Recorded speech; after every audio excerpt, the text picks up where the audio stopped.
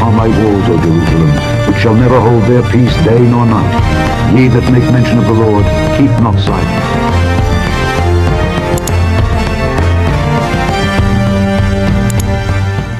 This is a Watchman for Zion recording. The Sealed Book of Mormon, also known as the Sealed Book of Moses, translated from the Plates of Mormon.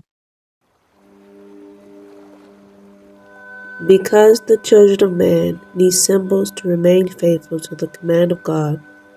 the Lord then accepted the most coherent and faith-filled dogma in the content described in the words of his prophecy. Therefore it was said that by faith Abel offered God a better sacrifice than Cain,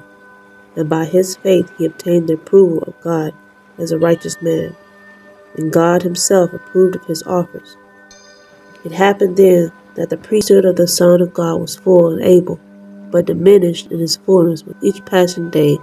on Cain, and with this, Cain himself came to the conclusion that the Lord, with appreciation at the offerings of his brother, while rejecting the fruits delivered as an offering to the Lord by his own hands. Cain therefore was incited by the devil and enticed of evil, while anger seized his senses, because Cain began to plan a way to interrupt Abel's life. Abel, in turn, justified the plan of salvation through the promised descendant, the designated seed, and through proper observance correct of the ordinance to remember that promise. It was then that the Lord sought out Cain through an angel sent to him from God to ease the wrath that nourished his heart. The messenger then told him that God the Father had not rejected him when he showed favor to his brother's offspring, but he was sad that there was envy and hatred in his heart. Then the Lord asked him the reason for his wrath, and so soon made him understand that the things that furthered him away from his Creator were not in themselves their wrong form of worship, and the deceitful institution of their created ordinances with his precepts of earthly man, and that it would not be for this reason that God the Father would cease to hear his prayers, but his erroneous form of worship only removed the power of the priesthood which Adam had placed upon his head, just as he also laid upon Abel's head, who had been able to comprehend the mystery of the sacrament through an atonement for blood, which was to foreshadow the sacrifice of the descending fiancé, for whose painful ceremony it is required for a priestly human representative to raise his hand to take life, whose gift only God can give, and thus having to avail himself of death and an ordinance from the old covenant that will make them reflect in the shed of the blood of an innocent animal. And with this, the man who watched that helpless bloodied animal writhe in agony, the purifying himself from his sins, would have to understand in his heart for the purpose of always remembering the future action proposed by the promised descendant, yea, Jesus Christ. For it was so ordained in the heavens that the power of divinity from the priesthood of the sons of God among the sons of Adam can only be maintained among men in the flesh by strict observation of their ordinances on earth. However, what made Cain stay aloof from God were the feelings contrary to the star that shines in the dawn, which allowed them to take root in his heart. And finally, the full power of the priesthood lost its effectiveness to the opposition of the feelings which grieved the Spirit of God, pushing it away from their hearts. Such sentiments led him to deliberate sin when Cain finally rejected the counsel of God and set out to murder his brother. Thus, such feelings were contrary to these, which were once instituted by the God to be sentiments that govern the highest celestial characteristics of the sons of Adam, and with them righteous men in the flesh can control the priesthood of God. These same feelings were established even before the foundation of the world to interact with the human sensibility, so that the children of men, even without the priesthood of God, can identify in the midst of their fleshly nature the good feelings that proceed from God to guide them in the way of justice and charity. But since Satan had interposed in the human heart an emotional parallel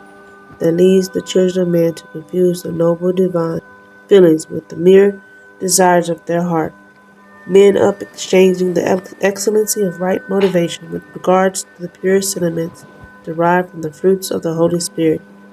that is, in the gospel of the only begotten of the Father, by a fleeting sense of greatness in his way of feeling and thinking, which ultimately corrupts his manifestation before the heavens, desecrating his true nature in a fallen and degrading condition that will lead man to a continual endeavor to satisfy his need for happiness by a deception designed by the enemy in their hearts. However, true happiness comes from within and proceeds from the light emanating from the Holy Spirit and not from things that temporarily fill the void that causes man to lack true knowledge in the way of feeling. It is so happened that God made Cain to know what Satan knew beforehand, that his offering would be rejected and would rejoice with it. Further, God told many things to Cain concerning his errors and warned him about his course, and that he would be accepted again by the Lord if only he would withdraw from nourishing these evil feelings and return to do good in relation to his brother Abel. But Cain loved Satan more than God, because Satan promised to serve his personal interests. But in exchange, Cain would have to make his brother worship him, engendering secretly the devil's deception together with the truth of God, in order to peer as close to his precepts the children of Adam had received, to identify the truth of the Father. And so, Satan proposed to work through Cain great signs and wonders,